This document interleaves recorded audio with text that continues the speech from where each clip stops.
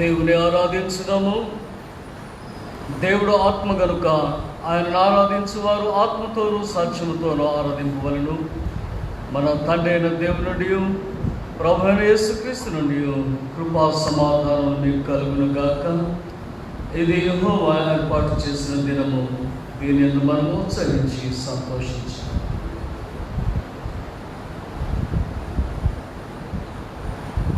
ఓ ప్రభువా, మా పెదవులు తెరువు. తండ్రికి నీ కుమారునికి నీ పరిశుద్ధాత్మకును మహిమ కలుగును గాక. ఆమేన్. తండ్రివైన దేవా, నీ శక్తి వల్లను జ్ఞానము వల్లను సమస్తమును సృష్టించినందుకును, నీ కుమారుని మా రక్షకునిగా ఇచ్చుట వల్ల లోకముని ఎంతో ప్రేమించినామని రుజువుపరిచినందుకును నిన్ను స్తుతించుచున్నాము.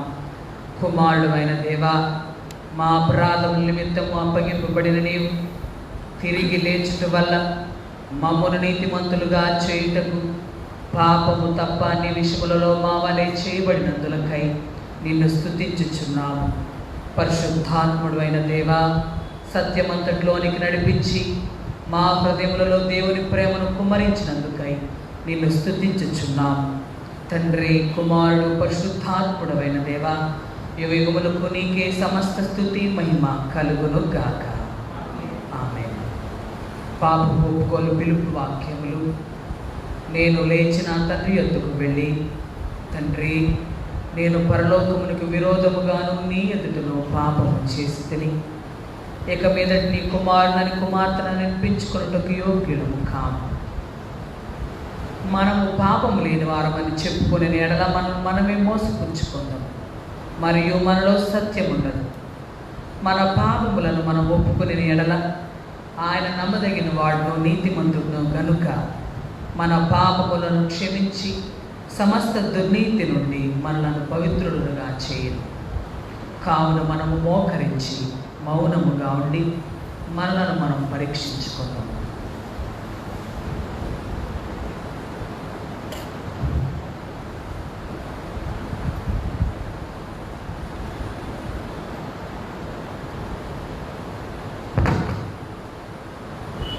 సర్వశక్తిగల దేవుని ఎదుట మన పాపములను వినయముతో ఒప్పుకుందాము. సర్వశక్తియు మిక్కిలి కనికరము గల తండ్రి, తప్పిపోయిన గొర్రెవలే మేము నీ మార్గములు తప్పి తిరిగితిమి. మా హృదయముల ఆలోచనలను ఆశలను మిక్కిలి అనుసరించి నీ పరిశుద్ధమైన ఆజ్ఞలను మీరితిమి. మేము చేయవలసినవి చేయక చేయరానివి చేస్తుంది. మాలో క్షేమము ఏమీయో లేదు. ఆయనను మా ప్రభు అయిన క్రీస్తు యేసు ద్వారా నీవు మనుషులకు తెలియజేసిన వాగ్దానముల ప్రకారం ఓ ప్రభువా, పాపపీడితులమైన మమ్మను కరుణింపు. ఓ దేవా, తమ తప్పిదమును ఒప్పుకొని వారిని ఖాయం, పశ్చాత్తాపపడు వారిని తిరిగి చేర్చుకొను. మరియు మిక్కిలి కనికరము గల తండ్రి, నీ పరిశుద్ధ నామమునకు మహిమ కలుగులాగున మేమిక భక్తి, నీతి, సుబుద్ధులతో జీవించులాగున ఆయన నిమిత్తము దయచేయము. ఆమేన్.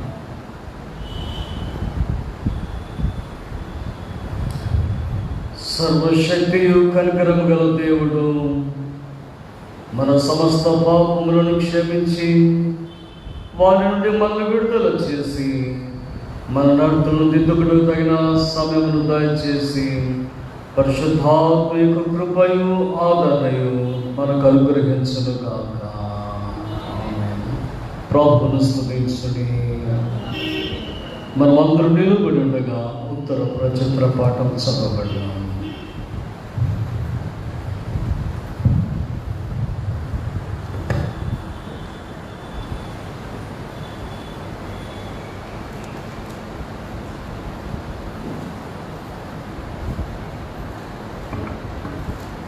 ఈ దినమునకై ఏర్పాటు చేయబడిన ఉత్తర ప్రత్యుత్తర పాఠ్యభాగముగా కీర్తనల గ్రంథము నుండి 99వ సంకీర్తన. ఉత్తర ప్రత్యుత్తర రీతిగా చదువుదాం. 99వ సంకీర్తన. యెహోవా రాజ్యము చేయుచున్నాడు, జనములు వణుకును. ఆయన కెరూబుల మీద ఆసీనుడై ఉన్నాడు, భూమి కదలును.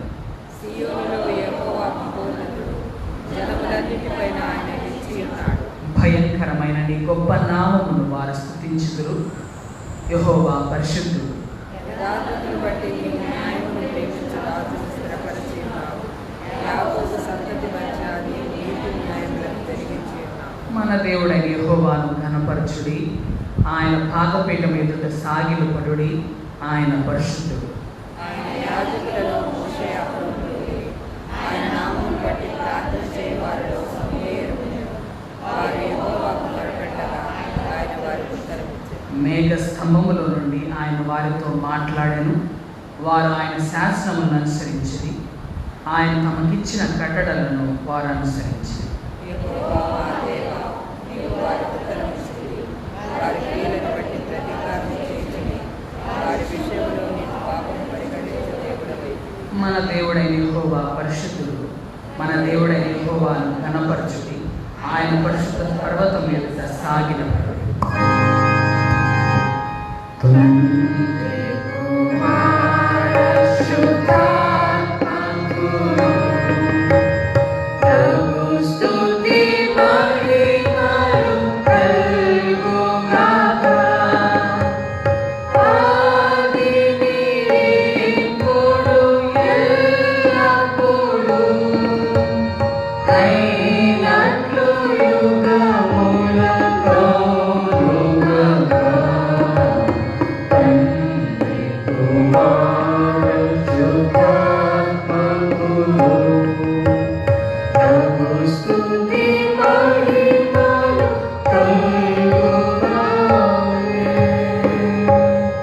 దయచేసి కూర్చోనండి, మీరు వాక్యం చదవండి.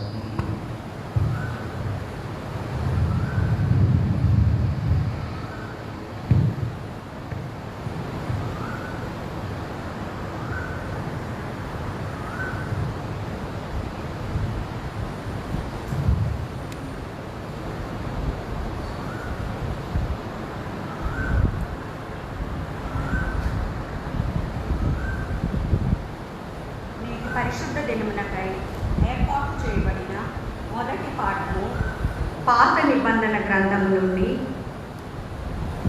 యెహెజ్కేలు 33వ అధ్యాయము మొదటి వచనం నుండి 9వ వచనము వరకు ఉన్న దేవుని వాక్యమును విందుము. యెహెజ్కేలు గ్రంథము 33వ అధ్యాయము మొదటి వచనం నుండి 9వ వచనము వరకు.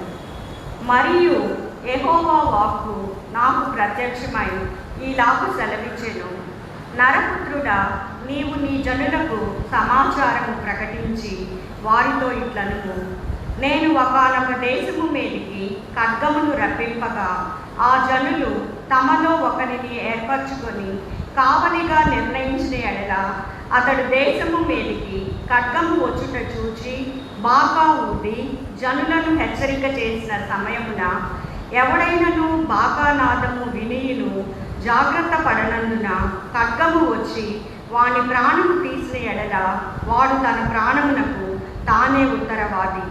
బాకానాదము వినియును వాడు జాగ్రత్త పడకపోయేను గనుక తన ప్రాణమునకు తానే ఉత్తరవాది. ఏలయనగా వాడు జాగ్రత్త పడిన ఎడల తన ప్రాణమును రక్షించుకొనును. అయితే కావలివాడు ఖడ్గము వచ్చుట చూచియు బాకా ఊదనందు చేత జనులు అజాగ్రత్తగా ఉండుటయు ఖడ్గము వచ్చి వారిలో ఒకని ప్రాణము తీయుటయు తటస్థించిన ఎడల వాడు తన దోషమును బట్టి పట్టబడినను నేను కావలి వాని యొద్ద వాని ప్రాణమును గూర్చి విచారణ చేయుదును. నరపుత్రుడా, నేను నిన్ను ఇశ్రాయేలీలకు కావలి వానిగా నియమించి ఉన్నాను గనుక నీవు నా నోటి మాటను విని నాకు ప్రతిగా వారిని హెచ్చరిక చేయవలెను. దుర్మార్గుడా, నీవు నిశ్చయముగా మరణము నొందుదువు అని దుర్మార్గునికి నేను సెలవీయగా అతడు తన దుర్మార్గతను విడిచి జాగ్రత్త పడినట్లు నీవు ఆ దుర్మార్గునికి నా మాట తెలియజేయని ఎడల ఆ దుర్మార్గుడు తన దోషమును బట్టి మరణము నొందును కానీ అతని ప్రాణమును గూర్చి నిన్ను విచారణ చేయుదును. అయితే ఆ దుర్మార్గుడు తన దుర్మార్గతను విడవవలనని నీవు అతనిని హెచ్చరిక చేయగా అతడు తన దుర్మార్గతను విడవని ఎడల అతడు తన దోషమును బట్టి మరణము నొందును కానీ నీవు నీ ప్రాణము దక్కించుకొను. ఈ మట్టునకు మొదటి పాఠము సరే. మనందరము లేచి నిలిచి ఉండి ఆంధ్ర క్రైస్తవ కీర్తన నుండి 29వ కీర్తన బాహ్యలోక ప్రభు 7వ వచనం నుండి చివరి వరకు పాడు.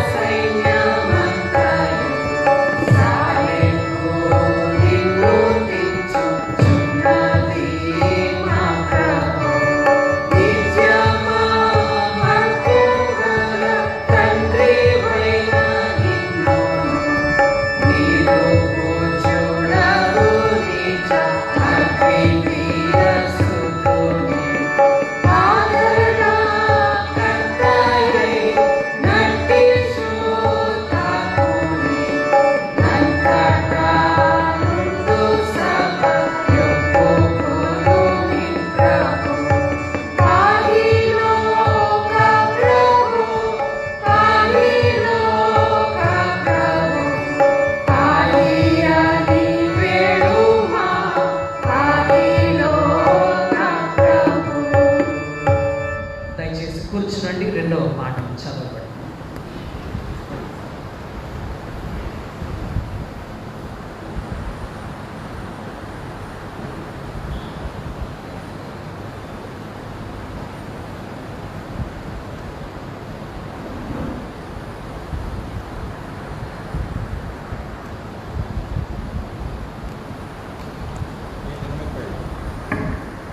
ఈ దినముకై ఏర్పాటు చేయబడిన సువార్త పాఠము పరిశుద్ధ యోహాను సువార్త 21వ అధ్యాయము 15వ వచనం నుండి 19వ వచనం.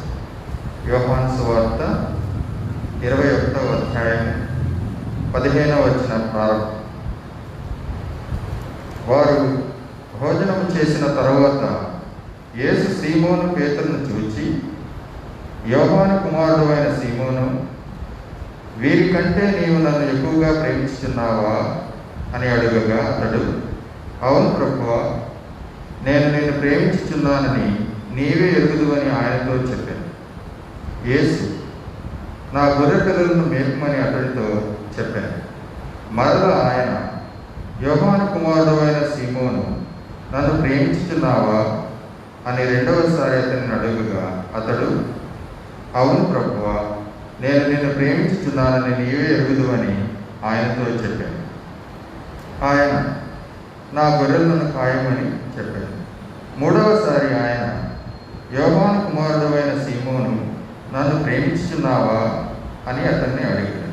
నన్ను ప్రేమించుచున్నావా అని మూడవసారి తను అడిగినందుకు పేతురు వ్యసనపడి, ప్రభువా, నీవు సమస్తము ఎరిగినవాడు, నిన్ను ప్రేమించుచున్నానని నీవే ఎరుగుదువని ఆయనతో చెప్పాను. యేసు, నా గొర్రెలను మేపు. నీవు యవనుడవై ఉండినప్పుడు నీ అంతట నీవే నడుము కట్టుకొని నీకిష్టమైన చోటికి వెళ్ళచెండివి. నీవు ముసలివాడమైనప్పుడు నీ చేతులు నీవు చాచదు. వేరొకడు నీ నడుము కట్టి నీకిష్టము కాని చోటికి నిన్ను మోసుకొని పోవని నీతో నిశ్చయంగా చెప్తున్నానని అతనితో చెప్పాను. అతడు ఎట్టి మరణము వలన దేవుని మహిమపరచునో దాన్ని సూచించి ఆయన ఈ మాట చెప్పాడు. ఇట్లు చెప్పి నన్ను వెంబడించమని అతనితో అనేది. ఇంతటితో సువార్త పాఠం. మనందరము లేచి నిలిచి ఉండి 267వ కీర్తన పాడుతూ దేవుని వాక్యం కొరకే సిద్ధపడండి.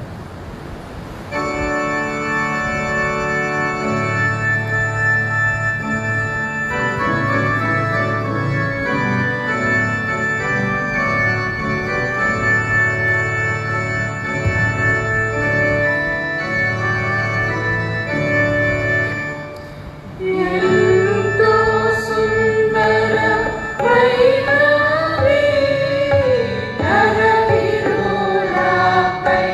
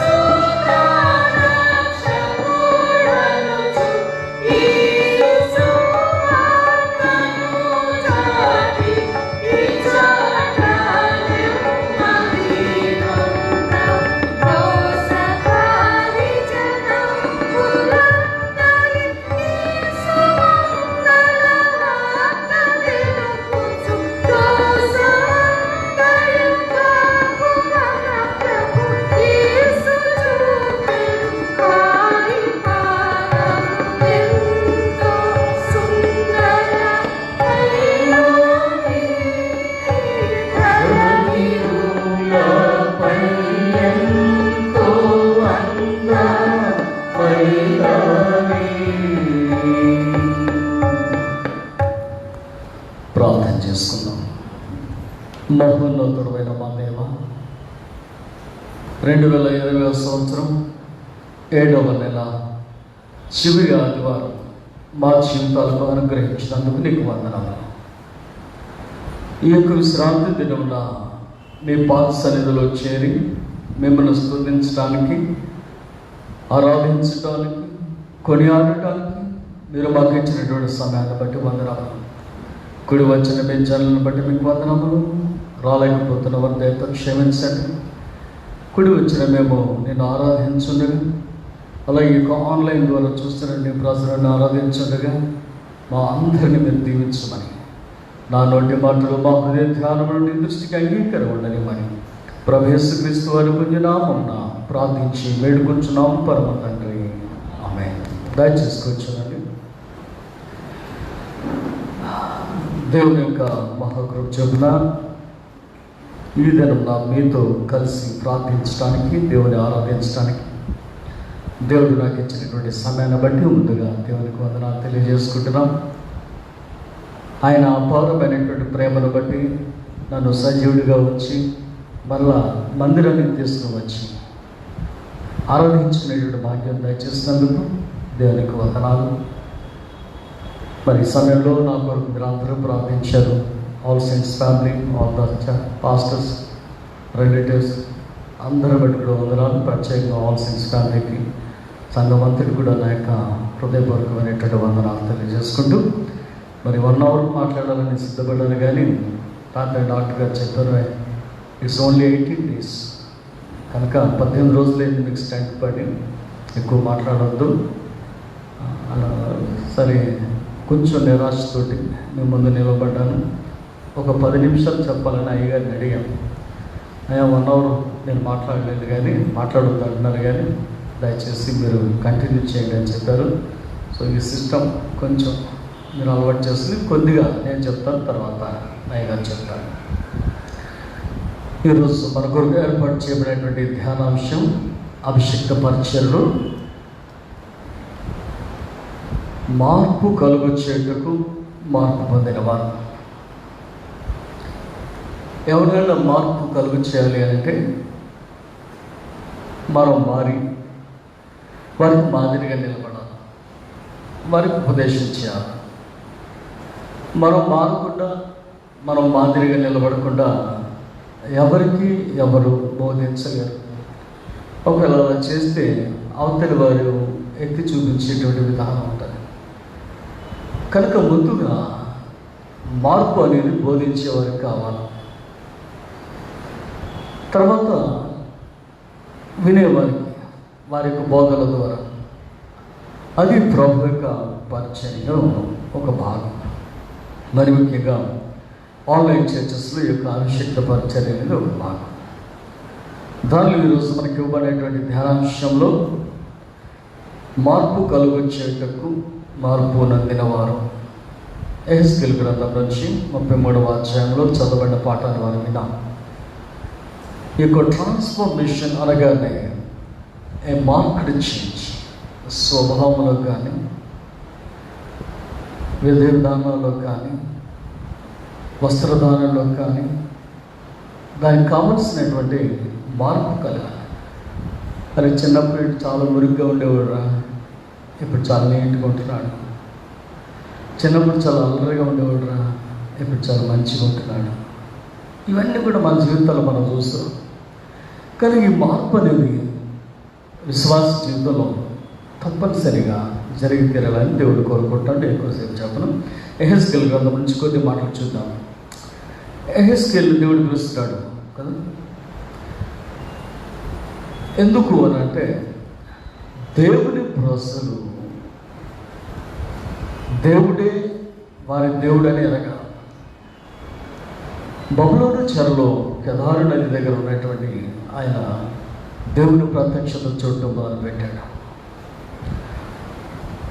సిరీస్ ఆఫ్ విజన్స్ మనం చూస్తాం.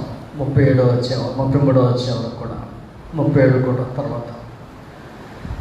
కానీ వీటి తర్వాత 44 వరకు మందిరాన్ని కూడా చూస్తూ ఉంటాడు. ఈ దర్శనాల యొక్క వరుసలో ఈరోజు మనకు కలుగుతున్నటువంటి దర్శన భాగ్యం, లేదా ఈరోజు మనకు కలుగుతున్నటువంటి ధ్యానాంశంలో దేవుని యొక్క మాటలు ఏమిటి అనేది మనం ఆలోచన చేసినట్లయితే, ఈ 3వ అధ్యాయంలో ఏమంటాడు, బాకానాదము ఊది జనులకు హెచ్చరిక చేయము. ఎందుకు అంటే నీవు కావలివాడు. యెహెజ్కేలు గ్రంథం 3వ అధ్యాయం 33వ అధ్యాయాన్ని మీరు కంపేర్ చేసి చూసుకోండి. నేను నిలబడతాను.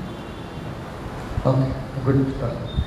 యెరెమీయా గ్రంథం 3వ అధ్యాయాన్ని 33వ అధ్యాయాన్ని మీరు పోల్చి చూసుకుంటే, యెహెజ్కేలుతో దేవుడు అంటాడు, యెహెజ్కేలు నేను నిన్ను కావలివానిగా నియమించున్నాను అంటాడు. అంటే యెహెజ్కేలు ఎవరు అంటే కావలివాడు. ఇప్పుడు కావలివాని యొక్క డ్యూటీని మరొకసారి జ్ఞాపకం చేస్తున్నాడు. ప్రజలకు హెచ్చరిక కావాలా? ఎందుకు ప్రజలకు హెచ్చరిక కావాలని అంటే, చెరలోనికి వెళ్ళిన తర్వాత కూడా దేవుడి వైపు సంపూర్ణంగా చూడలేనిటువంటి వారిగా వారు ఉన్నారు. వెళ్ళే ముందు యెరెమీయా కాలంలో చెప్తున్నారు, మీరు వెళ్ళరు అన్నారు. వెళ్ళారు. వెళ్తున్నా కూడా ఏమని చెప్తున్నారంటే, వెళ్తారు మీరు వచ్చేస్తారు, వెళ్తారు మీరు వచ్చేస్తారు. కానీ వెళ్ళిన వారి యొక్క భావం ఏమిటి అని చూస్తే, ఇంకేముంది, వచ్చాం కదా వెళ్ళిపోతాం. వచ్చి వెళ్ళిపోవటానికి కాదు. అందుకని దేవుడు ఏమన్నాడు, ఇల్లు కట్టుకోండి, తోటలు నాటుకోండి, కానీ మీరు కొంతకాలం ఉండబోతున్నారు. ఎన్ని కాలం? 70 సంవత్సరాలు చెప్పాడు, కానీ చాలాసార్లు మనం జ్ఞాపకం చేసుకున్నాం. దాదాపు 125 సంవత్సరాలు పట్టింది. వెళ్ళిపోతాం అంటున్నారు. ఎక్కడికి వెళ్ళిపోతారు? దేవుడు నేను తీసుకొచ్చింది ఎందుకు? మారు మనసు పొందించడానికి, పశ్చాత్తాపడటానికి. అయితే దేవుడు తీసుకొచ్చిన ఉద్దేశాన్ని వారు నెరవేర్చకుండా వారు తిరిగి దేవుని సన్నిధికి వెళ్ళలేదు, దేవుని దేశానికి వెళ్ళలేదు. కాబట్టి దేవుడు ఏం చెప్తున్నాడంటే, మరి ఒకసారి హెచ్చరిక చేస్తుంటే, యెహెజ్కేలు ద్వారా యెహెజ్కేలు హెచ్చరిక చేసి కావలివాని గురించి మాట్లాడుతున్నాడు. ఏమంటాడు చూడండి, దుర్మార్గుడు నీవు నిశ్చయముగా మరణించదు అని నీవు ప్రకటన చేయాలి. బాకానాది మీరు జాగ్రత్త పడకపోతే అతని తప్పు. బాకానాదు ప్రకటించకపోతే నీ తప్పు అని చెప్పి ఈ శ్రమను గురించినటువంటి హెచ్చరిక మరొక చేస్తూ ఇంచుమించుగా యెరెమీయా యొక్క విధానంలోనే ఆయన బోధిస్తూ వెళ్ళాడని మనం చూస్తాం. అయితే వీటన్నిటి కూడా మన జ్ఞాపకం చేసుకొస్తున్నాడు. ఏమిటి వారి నైజం అని అంటే 16వ అధ్యాయం చూడండి ఒకసారి. ఎలా ఉందంట, ఇశ్రాయేలు దేశం, యూదా దేశం, పుట్టేవు కానీ నిన్నెవరు కూడా చేరదీయలేదు. నేను చేరదీసి ఆ రక్తంలో నేను కడిగి పెంచి పోషించి పెద్దదాన్ని చేశాను. కనుక ఐగుప్తు నుండి వచ్చినటువంటి నైజం వారు మర్చిపోయారు. దేవుడు చేసిన మేలుడు వారు మర్చిపోయారు. రెండవది మనం జ్ఞాపకం చేసుకున్నట్లయితే ఈ 23వ అధ్యాయం చూడండి ఒకసారి.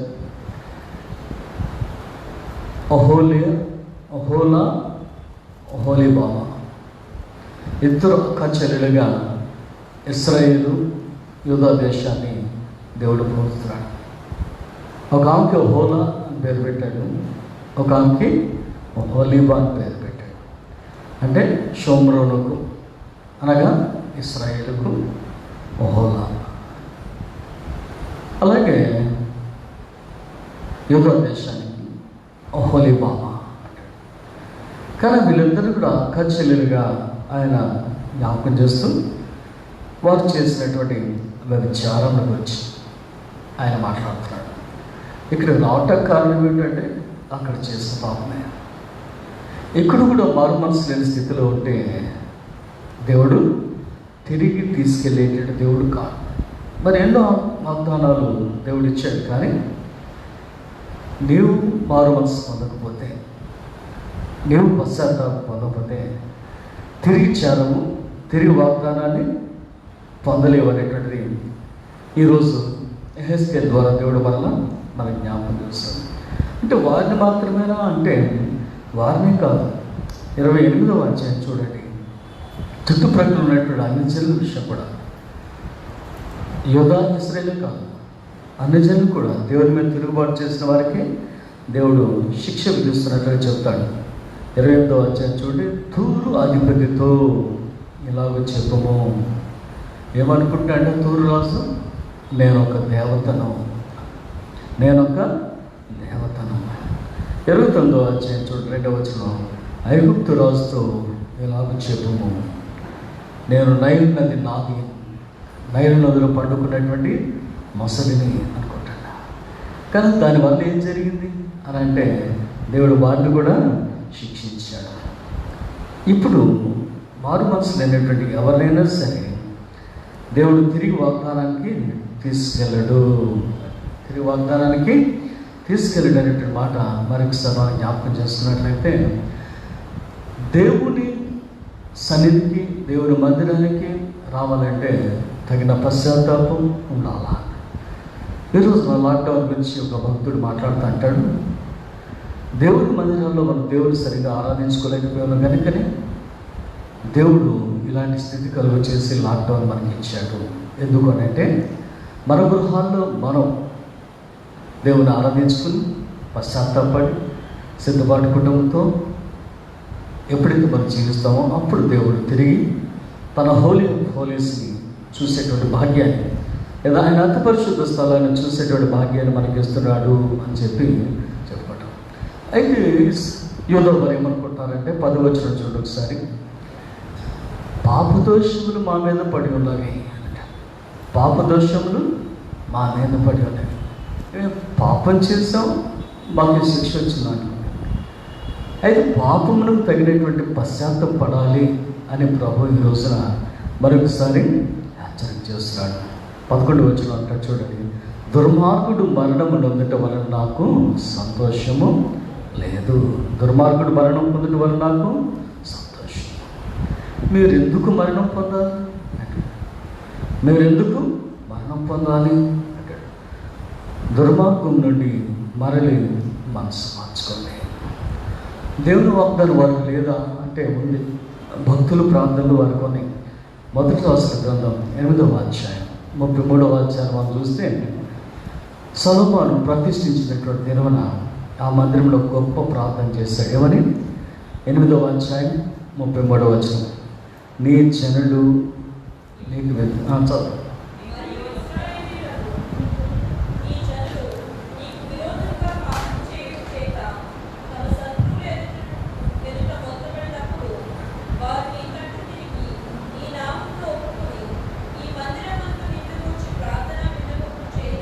నీ మందిరమును గురించి నేను గురించి ప్రార్థన విన్నపం చేయనట్లల్లా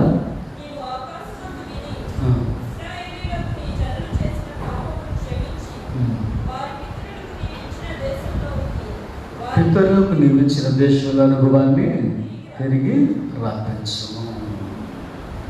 ఇర్మియా ముందే చెప్పాడు ఈ మాటను ఆధారం చేసుకుంది. 31వ అధ్యాయం 6వ వచనం. యెహోవా ఆజ్ఞ ఇచ్చినాడు, జనుల శత్రుల దేశం నుండి తిరిగి వచ్చేదరు. జనులు శత్రుల దేశం నుండి వచ్చేదరు. సొలొమోను ప్రార్థన ఉన్నది, ఇర్మియా యొక్క వాగ్దానం అన్నది, దేవుడిచ్చిన వాగ్దానం. అయితే వీరికి కావాల్సింది ఏంటంటే తిరిగి వాగ్దాన దేశానికి వెళ్ళాలి అని అంటే మారు మనసు పశ్చాత్తాపం. తిరిగి వారు వాగ్దాన దేశానికి వెళ్ళాలంటే మారు మనసు పద్దాయం. 33:12. నీతిమంతుని నీతి పాపం చేసిన దినమున మరువబడును. ఒకవేళ మనం నీతిగా ఉన్నప్పటికీ కూడా పాపం చేసినట్లయితే నీతిమంతుని నీతి అనబడతాయి. మరలా అంటాడు, ఒకవేళ దుస్తుడు మారు మనసు పొందితే అతని పాపం మరువబడుతుంది, అతని పాపం మరి అన్నాడు కూడా నీకు జ్ఞాపకం చేస్తుంది. కానీ ఏమంటాడు అంటే పశ్చాత్తాపడండి, మారు మనసు పొందండి. వెళ్తాం అంటే జరగదు. పశ్చాత్తాపడితేనే మీరు తిరిగి వాగ్దాన దేశానికి వెళ్తారు.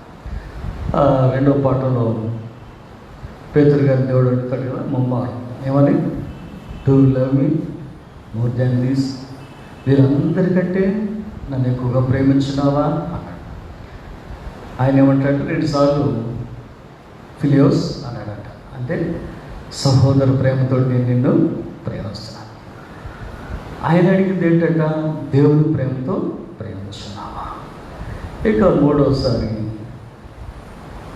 సహోదర ప్రేమతోనైనా ప్రేమిస్తున్నావా అన్నందుకు వ్యసనపడి వెళ్ళిపోయాడు.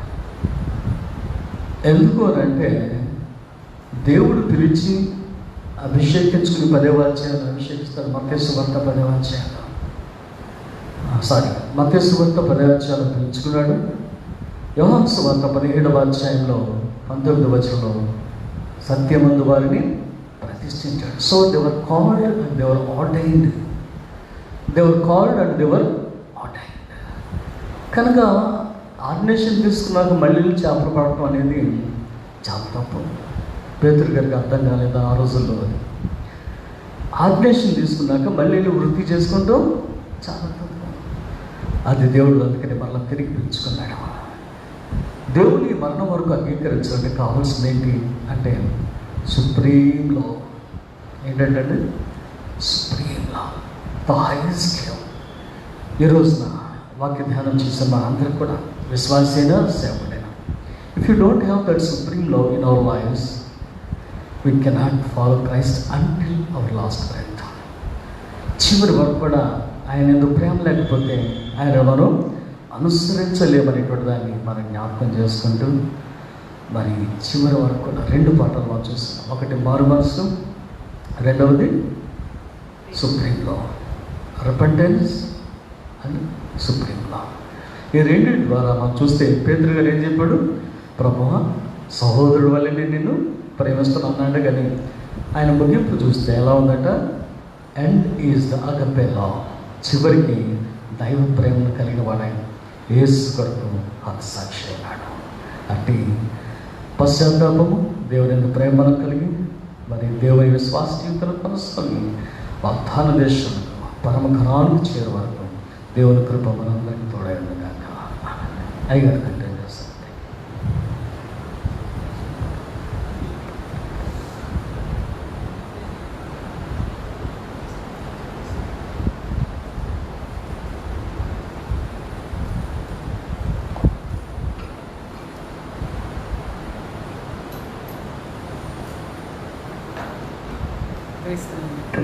క్రీస్తునందు ప్రియమైన వారలారా, మీకు అందరికీ మరొకసారి స్వాగతాన్ని తెలియజేస్తూ ఉంటున్నాను. గంభీరమైనటువంటి మాటలు విన్న తర్వాత నా మాటలు మీకు కొంచెం స్వరకర్షగా ఉండొచ్చు. అయినప్పటికీ కూడా అయ్యగారు పూర్తి వివరణ ఇచ్చేశారు. ఒక రకంగా అయ్యగారి మాటల్లో మీకు అర్థమై ఉంటుంది. కానీ ఈ రోజున ఒక చిన్ని విషయాలు మాత్రమే, సింపుల్గా మాత్రమే నేను చెప్పి ముగించేస్తాను ఈ ప్రసంగాన్ని. ఇవాళ అభిషక్తుల యొక్క ఆదివారం, ఆర్డైన్డ్ సండే. అనభిషక్తుల ఆదివారాన్ని ఆచరిస్తున్నాము, యువజనుల ఆదివారాన్ని ఆచరిస్తున్నాం, స్త్రీల ఆదివారాన్ని ఆచరిస్తున్నాం. అదేవిధంగా అభిషక్తుల యొక్క ఆదివారాన్ని కూడా ఆచరించేటువంటి సాంప్రదాయం మన సంఘాల్లో ఉంది. అదే ఒక రకంగా మీరు ఆలోచన చేసి ఈ రోజున అభిషక్తుల యొక్క దినోత్సవంగా మీరు భావన చేయొచ్చు. ఎవరి సంఘాల్లో వారి దగ్గర పనిచేసే వారిపై ఉన్నటువంటి అభిషక్తుల్ని వారు గౌరవించుకునేటువంటి సాంప్రదాయాన్ని ప్రారంభించడంలోనూ కొనసాగించడంలో ఏమాత్రం తప్పు లేదు అని చెప్పి నా అభిప్రాయం. అందుకనే మన అయ్యగారు మన మధ్యలో ఉండటం, ఈ ఆదివారం ఈ రోజున ఉండటం చాలా సంతోషకరమైనటువంటి విషయంగా భావన చేయాలి. అభిషక్త పరిచర్యలో సిఎస్ఏ సంఘం వారు ఈరోజు ఏర్పాటు చేసినటువంటి సబ్ అంశం ఏంటి అని అంటే, సబ్ హెడ్డింగ్ ఏంటి అని అంటే, మార్పు కలుగు చేయుటకు మార్పు నొందిన వారు. సమాజంలో కానీ సంఘంలో కానీ మార్పు అనేది ఎప్పుడైనా ఎక్కడైనా ఏ విధంగానైనా ఎవరి ద్వారా అయినా కలవచ్చు. మార్పును తప్పించుకోవడం ఎవరికి కొన్ని సందర్భాల్లో సాధ్యం కాదు, కొన్ని సందర్భాల్లో సాధ్యం అవుతుంది. కానీ దీన్ని అభిషక్త పరిచర్యకి జోడించడానికి కారణం ఏంటి అని అంటే, సమాజంలో కాపరి, సమాజం కొరకు సంఘం కొరకు కాపరి, ప్రాముఖ్యంగా అభిషక్తుడు మార్పు కలుగు చేయడానికి బద్ధుడై ఉన్నాడు అని మనం జ్ఞాపకం చేసుకోవాలి. చూడండి, అభిషేకము అనేటువంటి పదానికి అర్థం, సంపూర్ణమైన అర్థం ఏంటి అని అంటే నూనెతో తల నుండి కింద వరకు అభిషేకించట, సహోదరుల ఐక్యత కలిగి నివసించట ఎంత మేలు ఎంత మనోహరం అని ప్రారంభం చేస్తూ అది అహరోను తల మీద నుంచి అతని అంగీల వరకు దిగజారిన పరిమళ తైలం వలె ఉంటుంది. చూడండి, పాదరి యొక్క వస్త్రాలు సువాసనతో ఉండే సాంప్రదాయం, లేకపోతే తల అంటబడి ఉండేటువంటి సాంప్రదాయం ఆది నుంచి వస్తూ ఉన్నటువంటి విధానాన్ని మీరు జ్ఞాపకం చేసుకోవచ్చు. నూనె చేత అంటబడినవాడు, దేవుని చేత అభిషేకించబడినవాడు, తన ప్రజలు చూడండి, అభిషేక్తులు కాపరులు ఎక్కడి నుంచి ఎన్నుకోబడ్డారు అంటే సంఘాల్లో నుండే, మీలో నుండే, సమాజంలో నుండే ఒకరిగా ఎన్నుకోబడినటువంటి వారు.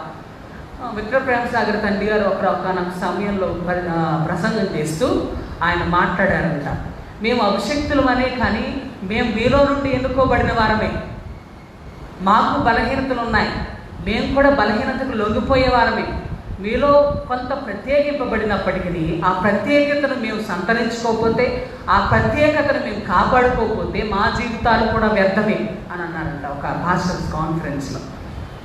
అభిషేక్తులు మార్పు కలుగజేయటానికి బద్దులమై ఉన్నప్పటికీ మాలో మార్పు లేకపోతే, ఆ మార్పును మాలో కొనసాగించలేకపోతే మేము కూడా వ్యర్థులమే.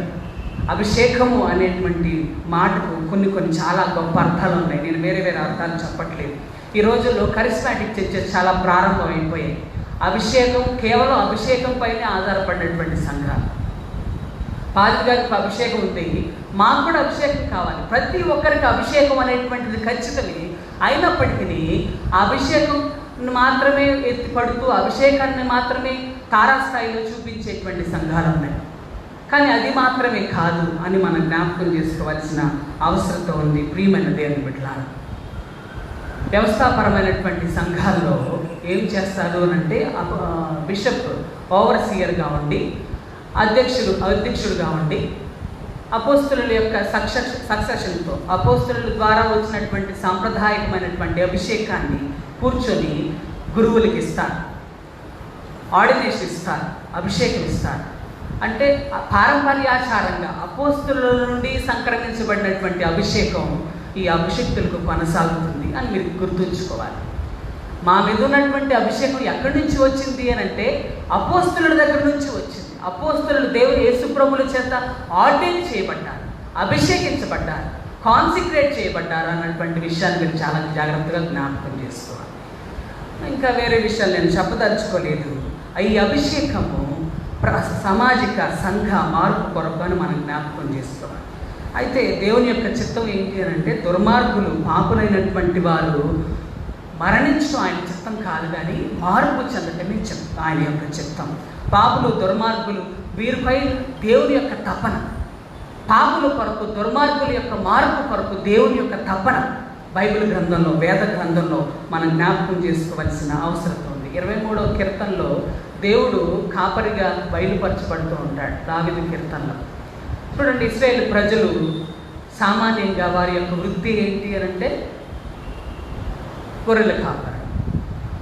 అందుకే ఆ దావీదు మహాభక్తుడు కూడా గొర్రెల కాపరి కాబట్టి ఆ కాపరి తత్వాన్ని దేవునికి ఆపాదన చేశాడు ఆయన.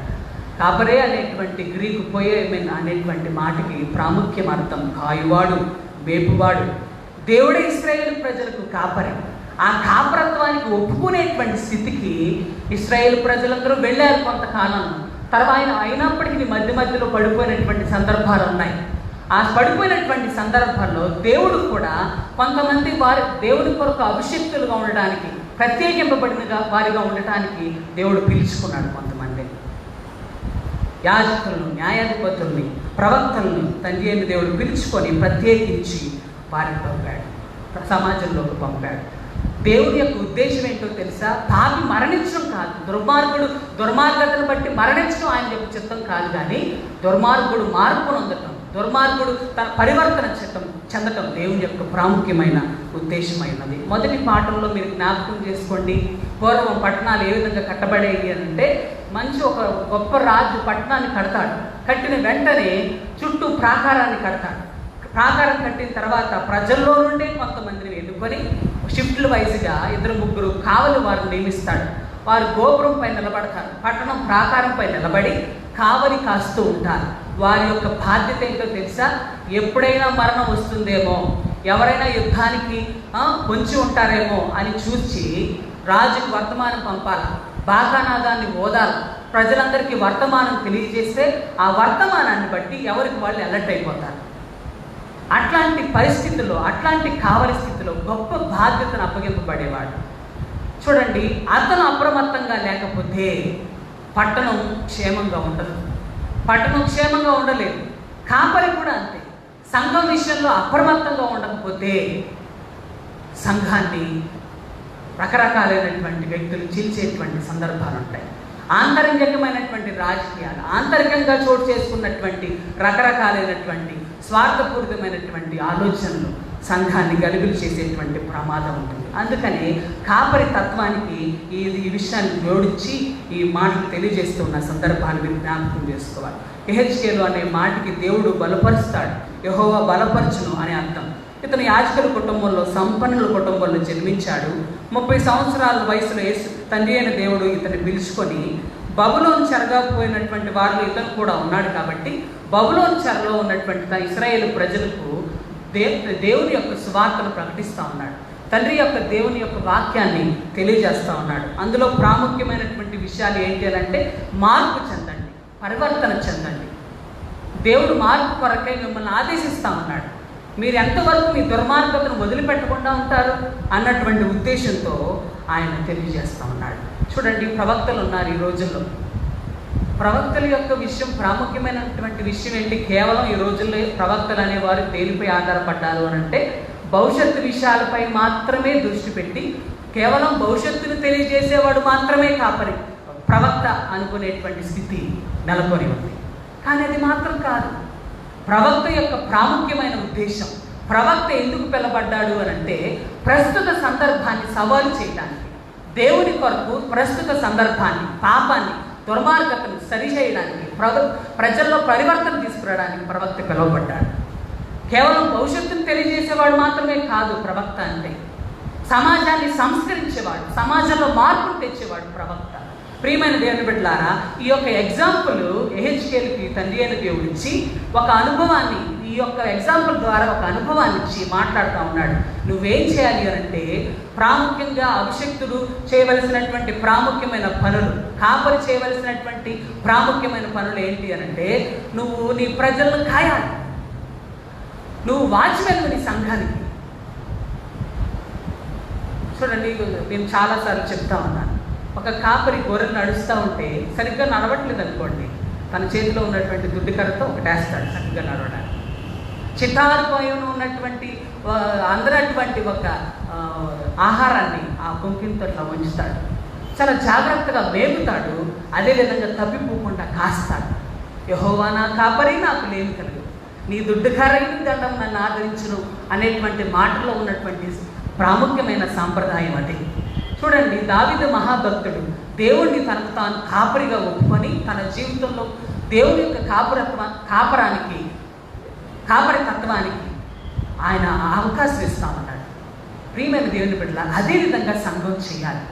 చాలామంది ఏం చేస్తారంటే అభిషక్తులు ఎంతటి స్థితిలో ఉన్నప్పటికీ, పేదవారైనా గొప్పవారైనా, అభిషక్తుల యొక్క కాపరత్వానికి మీరు ఒప్పుకోకపోతే మన యొక్క స్థితి సరిగ్గా ఉండని పరిస్థితులు మనం ఎదుర్కొంటాం. అభిషక్తులు చాలామంది దూషించేవారుగా ఉంటారు, అభిషక్తులకు లోబడిన వారు ఉంటారు, అభిషక్తుల మాటలు పట్టించుకొని వారు ఉంటారు. రెండవ విధిగా ఏం చెప్తా ఉన్నాడు అంటే నువ్వు హెచ్చరించాలి. అభిషక్తునికి ఉన్నటువంటి ప్రాముఖ్యమైనటువంటి లక్షణాల్లో, ఉండాల్సిన లక్షణాల్లో ప్రాముఖ్యమైన లక్షణం ఒకటి కావలి కాయడం, రెండవది హెచ్చరించాలి. దుర్మార్గత నుంచి మరణండి, మీ దుర్మార్గతను విడిచిపెట్టండి. దుష్టుడు మరణము నొందుట వలన నాకేమాత్రమైన సంతోషం వస్తుందా? వాళ్ళు తిరిగి బ్రతకడం, వారి ప్రవర్తన దిద్దుకొని బ్రతకడం నాకు సంతోషం. చూడండి, దుర్మార్గత నుంచి మరలాలన్నటువంటి దేవుని యొక్క తపన, ప్రజల్లో మార్పు రావాలన్నటువంటి దేవుని యొక్క తపన, ఆ తపనతోనే ప్రవక్తలను అభిషక్తులుగా దేవుడు పిలుచుకున్నాడు. ప్రియమైన దేవుని బిడ్డలారా, మనం ఆలోచన చేయవలసిన అవసరత ఉంది. కాపరి సంఘంపై కావలి కాయడానికి, అదేవిధంగా సంఘాల్లో ప్రజలను, విశ్వాసులను తప్పిపోయినప్పుడు హెచ్చరించడానికి బద్ధుడు అని మనం జ్ఞాపకం చేసుకోవాలి. రెండవ పాఠంలో మీరు జ్ఞాపకం చేసుకుంటే తిమోతికి తెలియజేస్తూ ఉన్నాడు కదా, తిమోతితో మాట్లాడుతూ ఉన్నాడు అపోస్తలుడైన పౌలు. అభిషక్తునికి ఉండాల్సినటువంటి లక్షణాలు చూడండి. తిమోతి పత్రిక 3వ అధ్యాయం 1 నుంచి 13 వచనాలు మీరు చూస్తే అక్కడ చాలా ప్రాముఖ్యమైనటువంటి లక్షణాలు. ఎవడైనాను అధ్యక్ష పదవిని ఆశించిన ఎడలాంటి వాడు దొడ్డ పనిని అపేక్షించుచున్నాడన్న మాట నమ్మదగినది. అధ్యక్షుడగు వాడు నిందారహితుడును, ఏకపత్ని పురుషుడును, మిథానుభవుడును, స్వస్థబుద్ధి గలవాడును, మర్యాదస్తుడును, అతిథి ప్రియుడును, బోధింపదగిన వాడినై ఉండి మద్యపానీయు, కొట్టువాడు కాక సాత్వికుడును, జగడమాడవాడును, ధనాపేక్ష లేనివాడునై సంపూర్ణ మాన్యత కలిగి తన పిల్లలను స్వాధీనపరుచుకొనొచ్చు, తన ఇంటి వారిని బాగుగా ఏలువాడై ఉంటాడు. చూడండి, తర్వాత కింద వచనాల్లో అన్ని ఇవే లక్షణాలు చెప్తా ఉన్నాడు. అభిషక్తుని కొండాల్సిన లక్షణాలు, కాపరికి ఉండాల్సినటువంటి లక్షణాలు ఇవన్నీ తెలియజేస్తూ ఉన్నాడు. చూడండి, అభిషక్తులు బిషప్ గారు ఆర్డినేషన్ ఇచ్చేటప్పుడు ఎంక్వైరీ చేస్తారు, సైకిల్స్ చదువుతారు మా కోసం, ఇతని ప్రవర్తన ఎలా ఉంది, స్పైస్ పెడతారు కొన్ని సందర్భాలు, అతను బాగానే ఉన్నాడా, అతని పైన ఉన్నటువంటి కాపర్లకు ఆదేశిస్తారు, అతనికి కోఆర్డినేషన్ ఇవ్వచ్చా, సంఘంలో సైకిల్ చదువుతారు, ఇతనికి కోఆర్డినేషన్ ఇవ్వడానికి మీకు అందరికీ సమ్మతమేనా. ఈ విషయాలు చాలా సింపులే, కానీ నేను మీకు గుర్తు చేయాలని గుర్తు చేస్తున్నాను అంతే. అందరూ ఆమోదం తెలిపిన తర్వాతనే అతనికి అభిషేకాన్ని ఇస్తారు. ఎందుకనంటే సంఘంలో పనిచేసేటువంటి అభిషేకుడు కాపరి మార్పు లేని వాడైతే అతని వల్ల మనకు వ్యర్థం, సంఘానికి క్షేమం కాదు, సమాజానికి క్షేమం కాదు. కాపరి నిలబడి వచ్చిస్తే సంఘం యొక్క క్షేమాన్ని కోరాలి, సమాజం ఉద్ధరింపబడాలి. కానీ ఒక శ్రావణ నిలబడి మాట్లాడితే ఎక్కడికక్కడ గొడవలు అయ్యే పరిస్థితి రాకూడదు, వివక్ష వచ్చేటువంటి పరిస్థితి రాకూడదు, విరోధం ప్రారంభమయ్యేటువంటి పరిస్థితి రాకూడదు. అందుకని అతని యొక్క ప్రవర్తన చాలా జాగ్రత్తగా పరీక్షించేటువంటి సాంప్రదాయం క్రైస్తవ సంఘాల్లో, ఎపిస్కోపల్ చర్చెస్లో చాలా ప్రాముఖ్యంగా ఉంది అని మనం జ్ఞాపకం చేసుకోవాలి. అందుకే ఇక్కడ అంటా ఉన్నాడు 7వ వచనం చూడండి, మరియు అతడు నింద పాలై అపవాది ఊరిలో పడిపోకుండానట్లు సంఘమునకు వెలుపటి వారి చేత అంటా ఉన్నాడు. సంఘం వెలుపటి వారి చేత వారి మంచి సాక్ష్యం పొందిన వాడై ఉండవలెను. మాదిరి లేని కాపరులకు ఇది ఒక గొప్ప హెచ్చరిక. సమాజంలో సంఘమే, సమాజమే, బయట సమాజంలో నివసించేటువంటి సాంప్రదాయం వేరే విధంగా ఉంటుంది. సమాజంలో నిలబడినప్పుడు వారి ప్రవర్తన వేరే విధంగా ఉంటుంది. కొన్నిసార్లు సంఘానికి వచ్చేసరికి చాలా భక్తిపూర్వకంగా ఉంటుంది. ఈ వేషధారులైనటువంటి కాపరులకు, అభిషక్తులకు వారి మీద వారే పాతకం తెచ్చుకుంటారు కొన్ని సందర్భాల్లో. కాపరుల యొక్క, అభిషక్తుల యొక్క పరిశుద్ధతకు దేవుడు సవాల్ చేస్తూ ఉన్నాడు, పరిశుద్ధతకు దేవుడు తావిస్తూ ఉన్నాడు. మనం లాస్ట్ వీక్ మనం మాట్లాడుకున్నాం ప్రియమైన దేవుని పెట్టాలి. మీరు ఆలోచన చేయండి, సంఘము వెలుపటి వారి చేత మంచి సాక్ష్యం పొందిన వాడై ఉండాలి.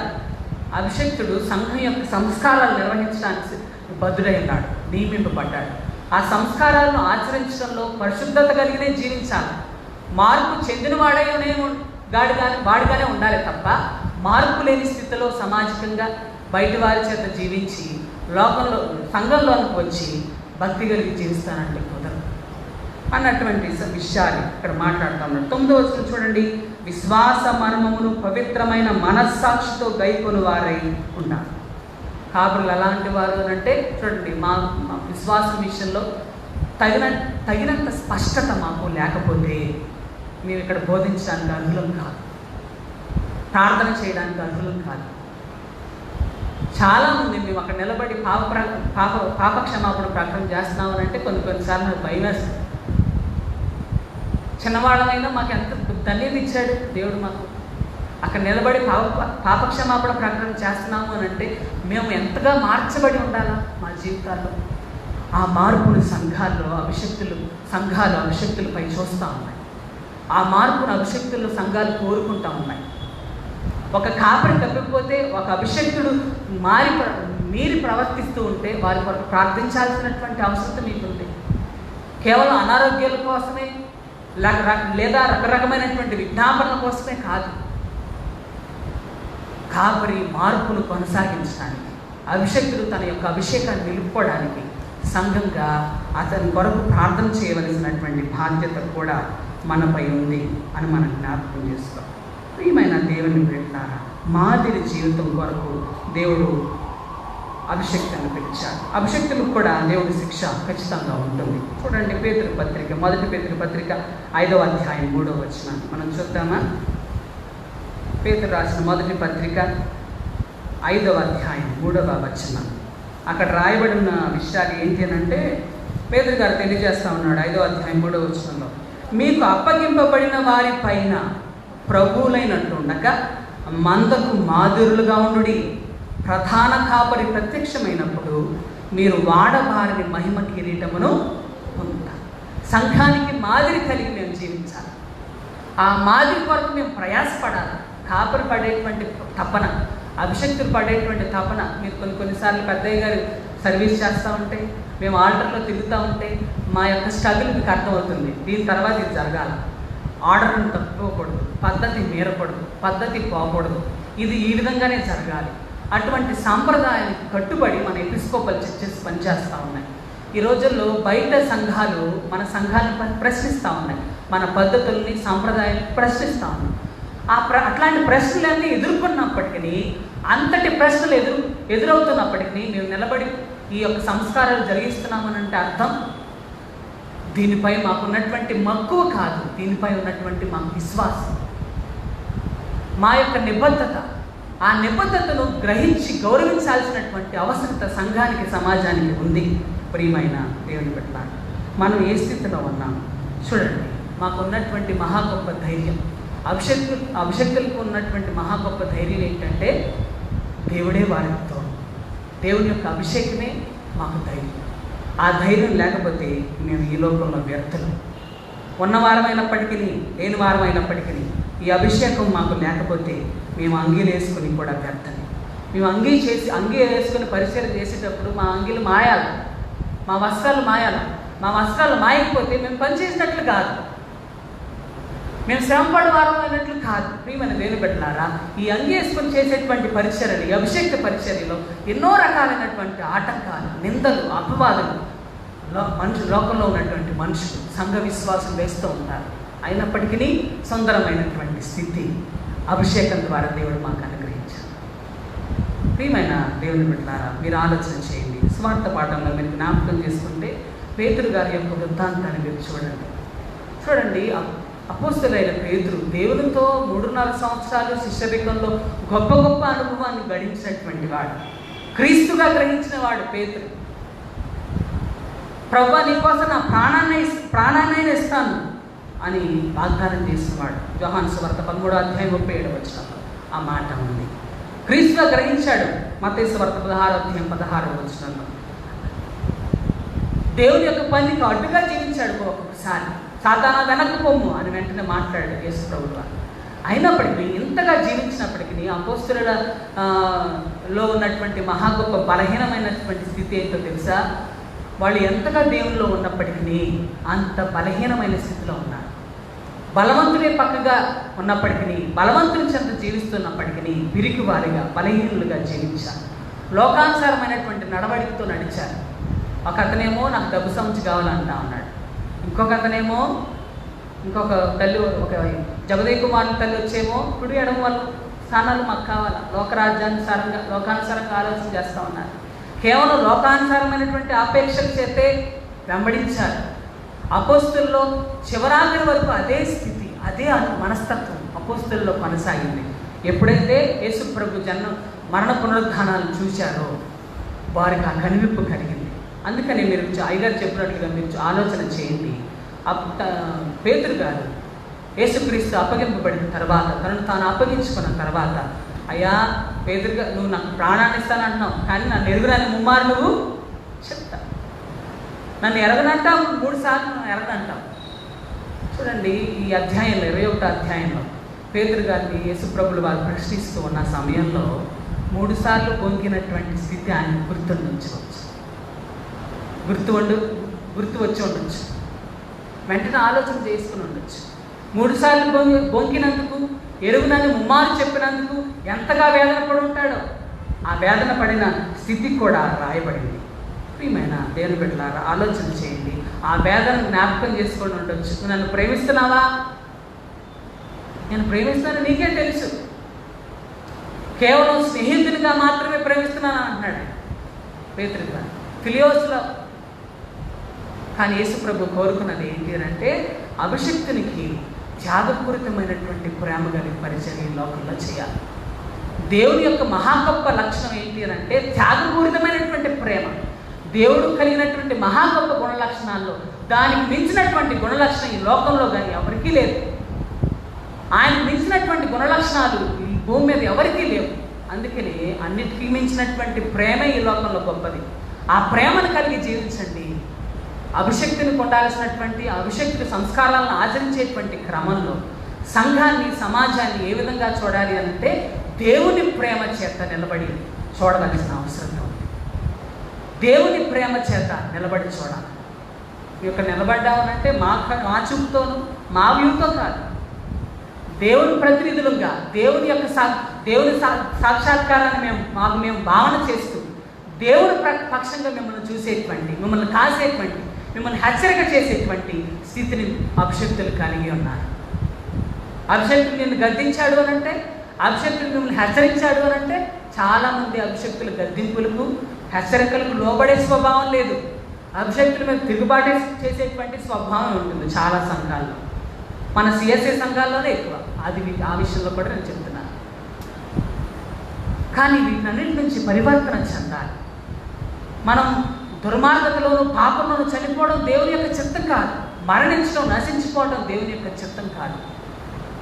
అభిషక్తుడు నిలబడ్డాడు, అభిషక్తుడు సంఘంలో సంస్కారాలు ఆచరిస్తున్నాడు అని అంటే దేవుని యొక్క ప్రేమను బట్టే, అగాపే లవ్ను బట్టే, త్యాగపూరితమైన నిస్వార్థమైనటువంటి ప్రేమను బట్టే, కానీ వేరొక ప్రేమను బట్టి కాదు. మా స్వార్థాన్ని బట్టి మేము సంఘంలో సంస్కారాల ఆచరణ చేస్తూ ఉంటే అవి కేవలం భూలోకపరంగా మాత్రమే, అవి ఏమాత్రం నిత్య జీవాన్ని మాకు ఇవ్వలేదు. ప్రియమైన దేవుని బిడ్డలారా, మనం ఏ స్థితిలో ఉన్నాం? క్రీస్తును సంపూర్ణంగా నిస్వార్థంగా ప్రేమిస్తున్నావా అని మాట్లాడుతూ ఉన్నాడు. నువ్వు నిజంగా నన్ను ప్రేమిస్తున్నావా అని మాట్లాడుతూ ఉన్నాడు. వ్యసనం వచ్చేసింది చివరాఖరికి పేదలు కదా. నేను ఎన్నిసార్లు చెప్తున్నా ఆయన వినట్లేదేంటి, ఆయన నమ్మడం లేదేంటి అన్న వ్యసనం వచ్చేసింది. ప్రియమైన దేవుని బిడ్డలారా, దేవుని ప్రేమలో వ్యసనం ఉండదు. నువ్వు ఎంతగా ప్రేమించినప్పటికీ నీ మార్పు కోసమే దేవుడు చూస్తూ ఉన్నాడు. నీ మార్పు కోసమే దేవుడు ప్రయత్నం చేస్తూ ఉన్నాడు. నీ మార్పు కోసమే దేవుడు తపన పడుతూ ఉన్నాడు. కానీ వేరొక విషయం కాదు, నువ్వు నశించాలని కాదు. అందుకే పేతురుతో నన్ను నా గొర్రెలు తేపు, నా గొర్రెలను కాయి. ఎంత గొప్ప వాగ్దానాలు కాపరికి చేయబడ్డాయి, ఎంత గొప్ప బాధ్యత కాపరికి చేయబడ్డాయి. ఒకసారి మీరు జ్ఞాపకం చేసుకోండి. దేవుడు తన కృపను మన యొక్క విస్తరింప చేయుగా. ప్రార్థన చేద్దాం. మమ్మల్ని మిగిలిగా ప్రేమించిన తండ్రి, ఈ ఘనమైన నామానికి వందనాలు.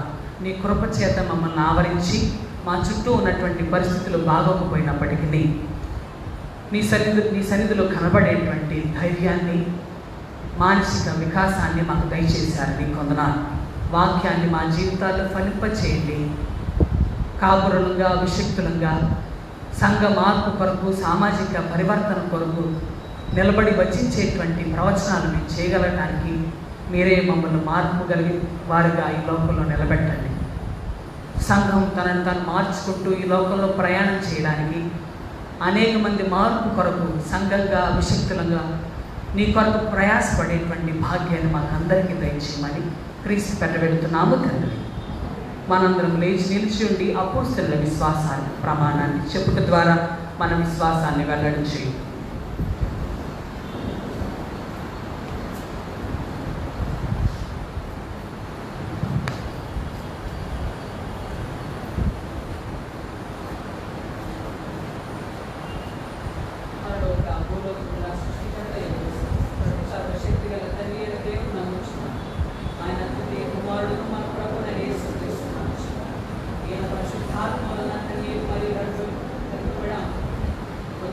ప్రారంభం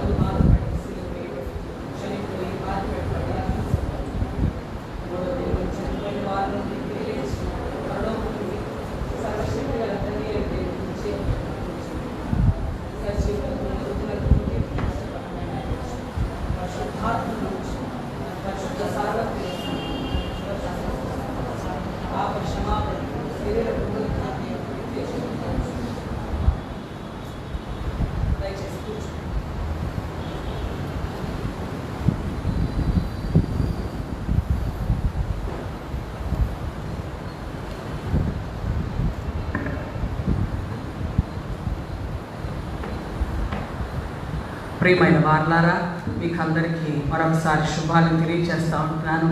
గత వారం ప్రకటించిన రీతిగా మన అందరి ప్రార్థనలను బట్టి, దేవుని యొక్క మహాకృపను బట్టి మన ఇన్ఛార్జ్ ప్రెసిడెంట్ ఇన్ఛార్జ్ అయ్యగారు రెవరెండ్ డాక్టర్ ఆనందరావు అయ్యగారు మన మధ్యలో ఉన్నారు.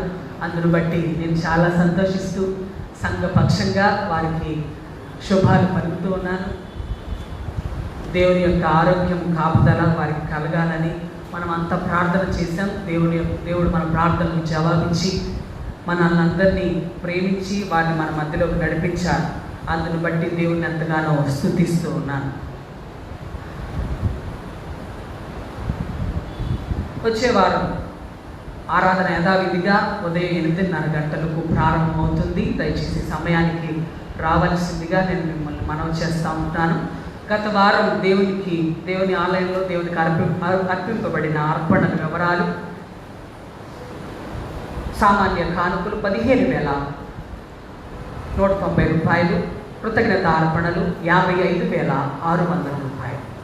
Thank offering particulars mister MS Pushparaj గారు 20,000, Bandlamudi Samuel Rohan and Pranathi 10,000, Henry and Manju 10,000, mister K Ezra గారు 3,200, B Snehith Harsha 2,000, R Jenny Jasmine 1,200, R Jessie Flora 1,000, nameless cover 5,500. Thanks giving the plate 2,700 rupees. ఈ వారం birthday జరుపుకునే వారి కోసం మనం ప్రార్థన చేద్దాం. July 26 doctor Premalatha garu, wife of doctor Prasanna Kumar, mister K Prashanth Kumar, సలాఫ్ MK Abhishekamma, MDK Abhishekamma, mister P Kamala Kumari, wife of P Prabhu garu, mister D Ravindra Prasad, YJ Punyavajra, daughter of Y Seshagirirao. 28 Mrs P Sunitha, wife of P David Raju, Mrs ఎంటికి Abhishekam garu, Mrs P Johnson Rani garu, wife of G Ramarao, P Sohan Benhur, son of P Solomon Raju, P Neelima, daughter of P Prem Kumar garu, Mrs Deena Darshini. 30th S Sherlin, daughter of S Anand, Mrs K Jayalatha, wife of KT Murthy garu. 31st G Babu Rajendra Prasad garu, T Namratha, wife of T Shyam Kumar.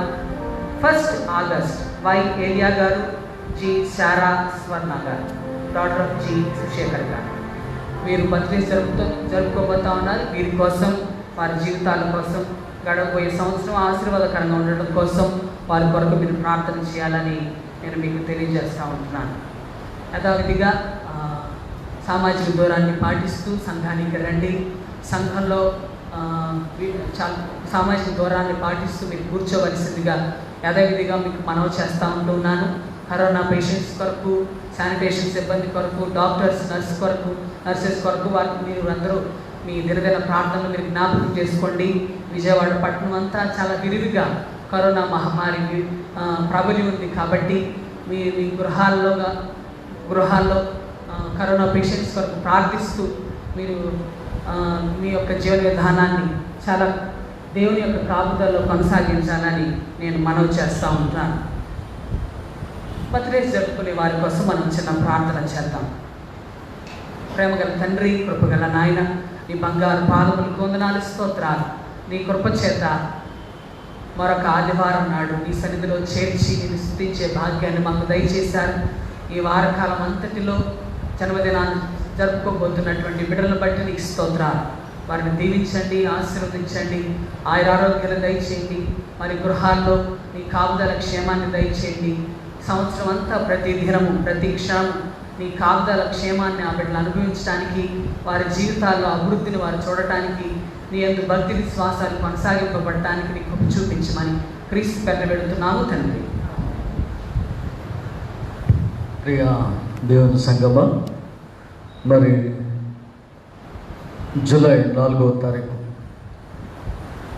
5వ తారీఖు కొరకు సిద్ధపడుతూ రాత్రి 11:30-12 వరకు Bible చదువుకున్నాను. నేను పడుకున్నప్పుడు 1 గంట ప్రాంతంలో నొప్పి వచ్చింది, హార్ట్లో పెయిన్ వచ్చింది, బర్నింగ్ సెన్సేషన్ స్టార్ట్ అయింది. మార్నింగ్ 8 o'clock ఒకసారి వచ్చింది, మధ్యాహ్నం 2 గంటలకు ఒకసారి వచ్చింది, ఇంకా రాత్రి వచ్చినప్పుడు కొంచెం సివియర్గా స్టార్ట్ అయింది. వెంటనే హాస్పిటల్కి వెళ్తే మంచిదని చెప్పి వెళ్ళాము. మరి వెంటనే అనిల్ గారికి, సుధాకర్ గారికి ఫోన్ చేసినప్పుడు వారు కూడా పాతకు వచ్చారు. ఉదయం 5 గంటలకి టెస్ట్లు చేసినా తేలింది స్టెంట్ పడుతుందని. నేను హాస్పిటల్లో జాయిన్ అవ్వాలి. మరి ఆదివారం ఉదయకాలం చాలా ఆతృపడ్డ రావాలని 5 వరకు కూడా తగ్గిపోద్ది, ఆరాధనకి వెళ్ళాలి అనే తపనలోనే ఉన్నాను. కానీ ఎందుకంటే 3 ఆరాధనలు ప్రకటించాం. English service, first Telugu service, second Telugu service. ఎంతో ఆశపడ్డాం కానీ రాలేకపోయాం.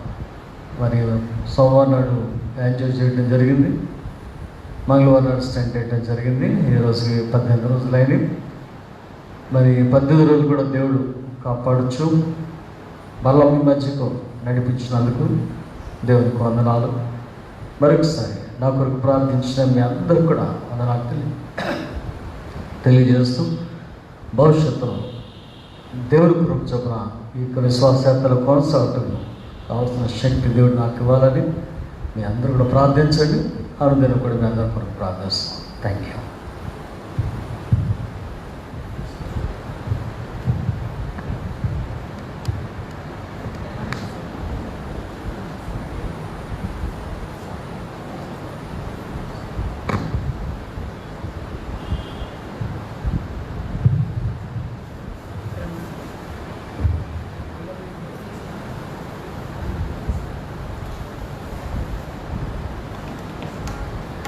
సెక్రటరీ గారిని ముందుగా ఆహ్వానిస్తున్నాం. సెక్రటరీ గారిని, ట్రెజరర్ గారిని.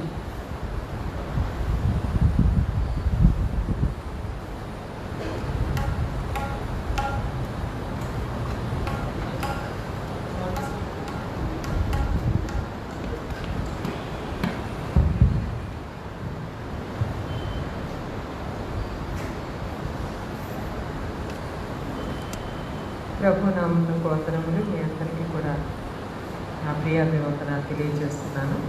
మరి ఈ సమయంలో మన బిషప్లను గౌరవించవలసినటువంటి అవసరం ఉన్నదని గుర్తించి మరి మన పెద్దయ్య గారిని, చెన్నయ్య గారిని అభినందించడానికి మరి కమిటీ వారిని ముందుకు రావాల్సిందిగా కోరుతున్నాను.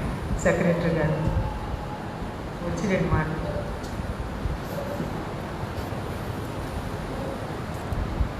అయ్యగారిని దయచేసి కొంచెం కనిపిస్తుంది.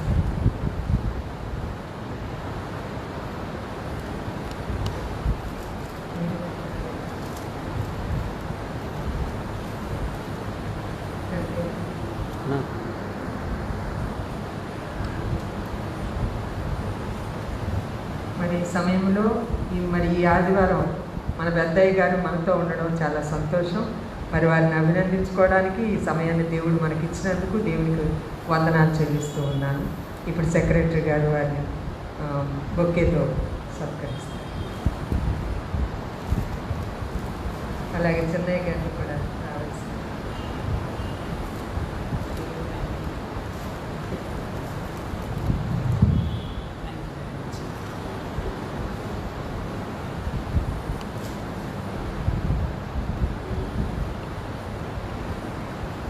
మనందరము లేచి నిల్చుండి 698వ కీర్తన మధుర మధుర మధుర సేవ అని కీర్తన పాడుతూ ఉండగా మన కానుకలు దేవునికి సమర్పించడం.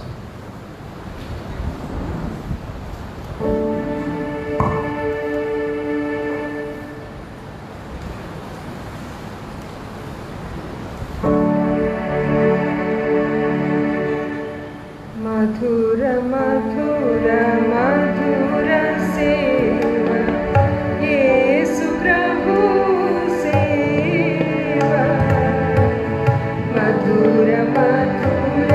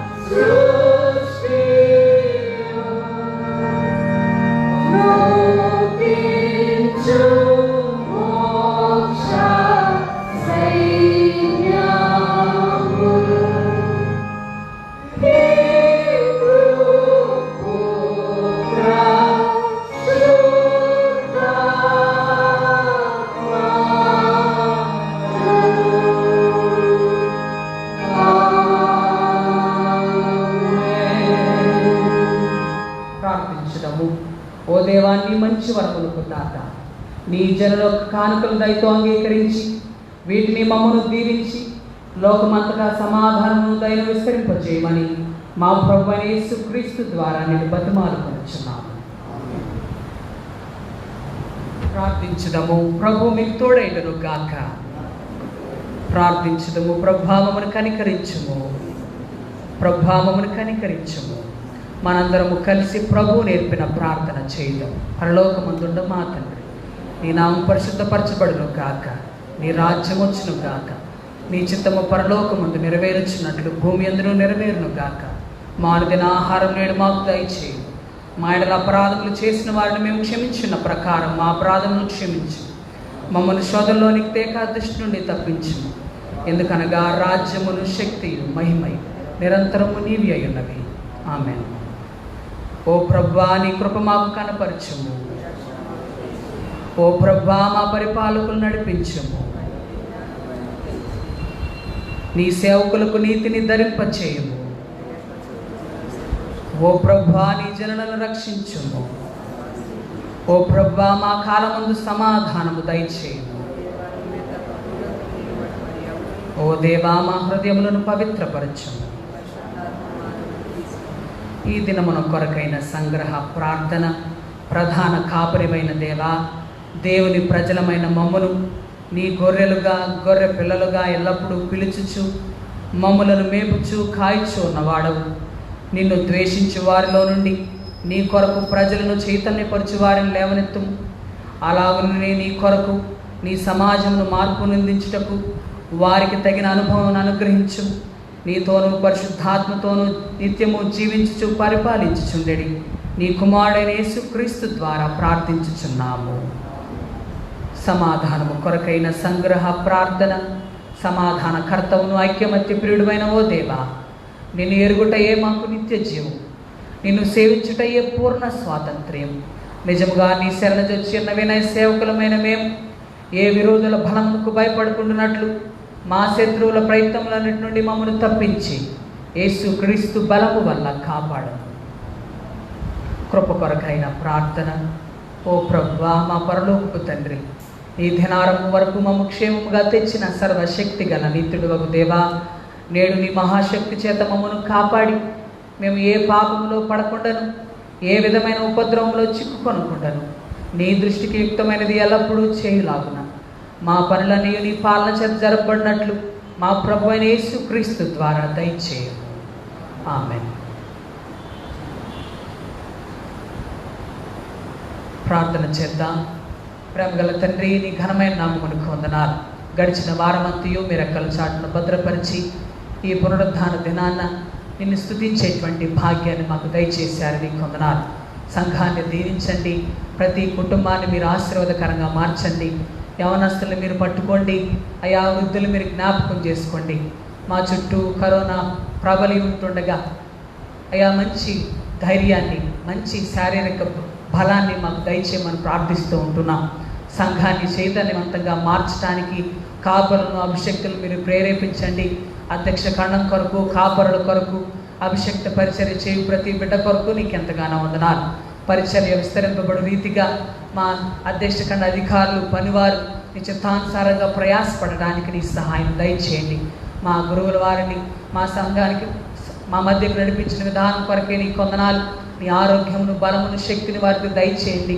మంచి సత్తువును దయచేసి సంఘాన్ని ఏలు రీతిగా ప్రభువా నీ కొరకై ప్రతి చేయు రీతిగా బిడ్డను మార్చమని ప్రార్థిస్తుంటున్నాను. అనారోగ్యంతో బాధపడుతున్న బిడ్డను మీరు లేవనెత్తండి, బలపరచండి. పేతురాతను ఏ విధంగా ముట్టి లేచి అయ్యా లేపావు, ఆ విధమైనటువంటి స్వస్థతతో ముందు కొనసాగింపు చేయమని ప్రార్థిస్తుంటున్నాం. సంఘంలో ఉన్న చిన్న బిడ్డలు మీరు జ్ఞాపకం చేసుకోండి.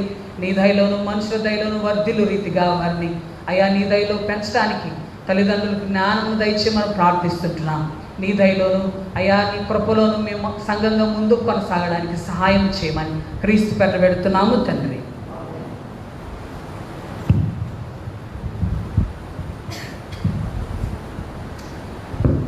సర్వశక్తి గల దేవా, ఈ సమయమందు మేము ఏక మనసుతో నిన్ను గురించి మా సామాన్య ప్రార్థన చేయుటకు మా కృప దయచేసినావు కనుకను ఇద్దరు ముగ్గురు నా పేరుడు పుట్టినప్పుడు వారి విన్నపముల ప్రకారం దయచేదనని మాట ఇచ్చినావు కనుకను ఓ ప్రభువా, నీ సేవకుల మీద మా కోరికల విన్నపములు మాకు తగినట్లు ఇప్పుడు నెరవేర్చి ఇహమందు నీ సత్యమును తెలుసుకుని జ్ఞానమును పరమందు నిత్య జీవమును మాకు దయచేయము.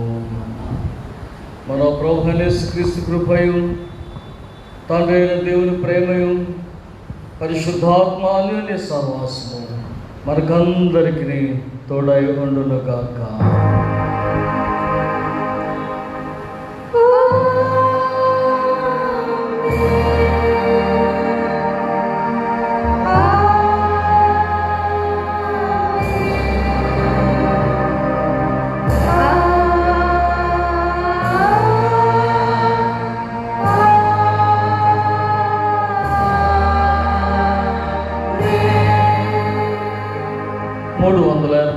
కీర్తన ఆశీర్వాదం మా మీద కీర్తన పాడుచు మన ఆరాధన ముగించుకుందాం.